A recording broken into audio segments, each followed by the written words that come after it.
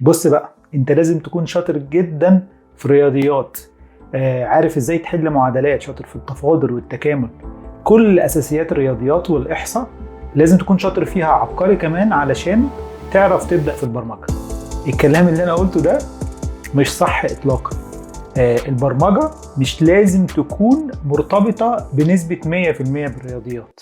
ما تنساش الاول تشترك في القناة بس علشان تتابع كل الفيديوهات المرتبطة بازاي تطور نفسك وازاي تبدأ في البرمجة.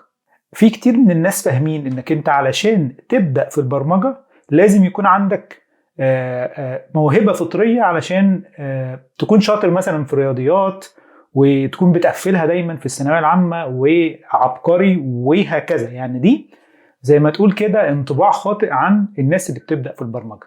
الكلام ده مش صح. المشاكل اللي انت بتحلها في البرمجة هي مشاكل اغلبها مشاكل منطقية، خطوات بتنفذها بشكل منطقي وتفهم ازاي الكمبيوتر بيشتغل وازاي بينفذ اللوجيك ده عشان تعرف تحل.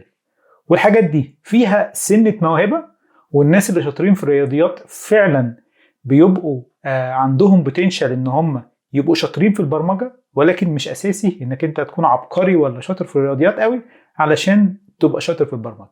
بالعكس، انت لو بتبتدي تشتغل في البرمجة بتلاقي ان انت ولا استخدمت اي حاجة من اساسيات الرياضيات اللي انت اتعلمتها، او الحاجات الادفانسد اقصد يعني في الرياضيات زي التفاضل والتكامل والميكانيكا وهكذا، لكن اساسيات المنطق وازاي تفكر بشكل منطقي هو ده الموضوع. حاجه كمان، هل انا لازم اكون خريج حاسبات ومعلومات، هندسه، علوم قسم حاسب، اي كليه متخصصه في البرمجه او في هندسه السوفت وير عشان اشتغل مبرمج؟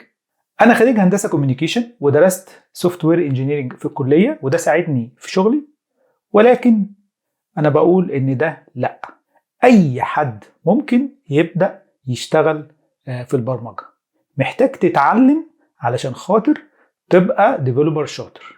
دي من ضمن الحاجات اللي خريجين الكليات دي بيجدوها سلبية في البرمجة، لأنها تسمح لأي حد يقدر يتعلم وياخد كورسات وينافسهم في السوق، ولكن هو ده الواقع. في الحقيقة أنا اتعاملت مع ناس كتير جدا، من أشطر الناس اللي اتعاملت معهم في حياتي مش خريجين حاسبات ومعلومات ولا خريجين هندسة، بالعكس خريجين تخصصات تانية وشاطرين جدا في السوفت وير انجينيرنج وشاطرين جدا في البرمجة.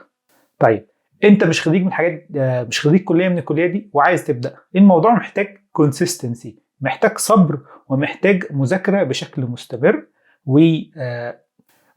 ومذاكرة بشكل ذكي، تعرف ايه الحاجات اللي انت محتاج تتعلمها وبالترتيب وبوقت محدد علشان توصل لمستوى معين وتعمل مشاريع وهكذا. فكون ان انت مش خريج كلية متخصصة في البرمجة ده ما يمنعش ان انت تقدر تبقى سوفت وير انجينير او تبقى مبرمج.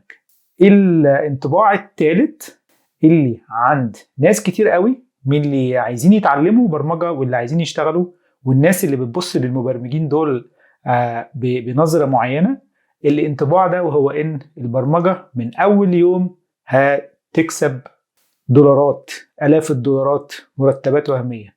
الكلام ده مش مظبوط، والكلام ده مش مظبوط في مصر، والكلام ده مش مظبوط بره مصر.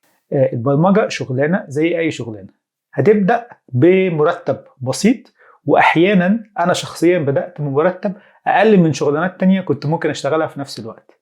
بس ميزة البرمجة انك انت مع الوقت ومع الخبرات بتقدر تتدرج في المسار الوظيفي.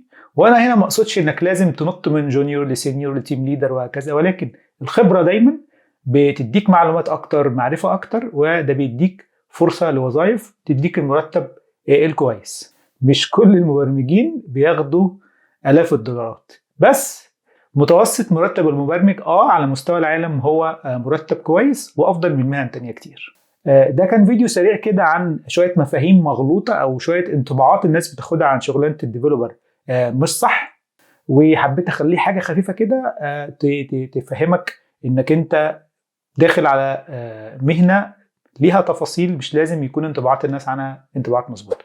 شكرا انك انت شفت الفيديو لغاية هنا، ولو عايز افكار او عايز فيديوهات عن افكار معينة يا ريت تكتبها لي في الكومنتات.